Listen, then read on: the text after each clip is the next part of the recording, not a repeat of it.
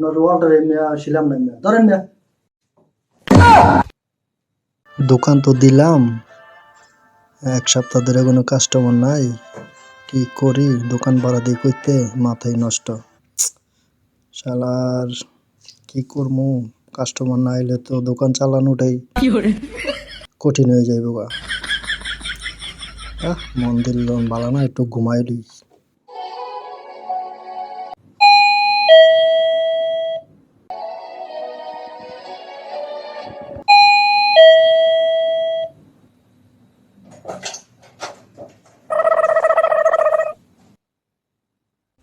হ্যাঁ, কি অবস্থা টেলার সাহেব, ঘুমাও কে?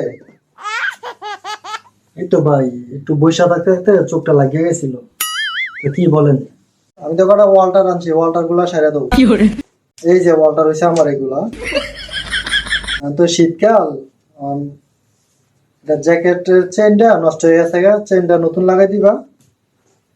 আর হলো এই জায়গায় একটু ছিঁড়া গেছে গা, তো এটারে আর কি আটকাই দিবা সেলাই দিয়া। যাক, এক সপ্তাহ পরে একটা কাস্টমার পাইলাম, ওর এই হাম্বরাবল কোবটা দিতে হইব। কি লো, মনে মনে আবার কি ভাবতেছো? না ভাই, একটু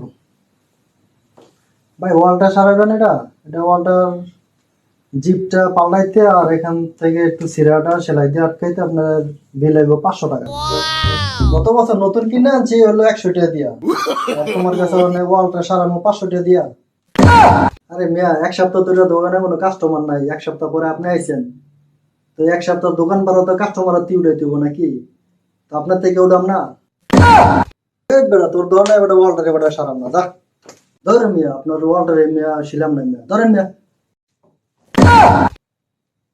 যান মিয়া, লয়ে যান আনতে। তোর তোর দোকানে কোনো কাস্টমার আইবে না বেটা, আমি অভিশাপ দিলাম। তো আগামী মাসে তোর ব্যবসা বেটা লাল বাতি যাবো বেটা। ধরে বেটা, তোর মতো কাস্টমার বেটা লাগবে না, যাও বেটা, দন্ত বাইরা। বেটা মাথা মাথা নষ্ট বেটা, দন ভরা দেন করতে টেনশনে আছি না, এসে তামাশা করতে।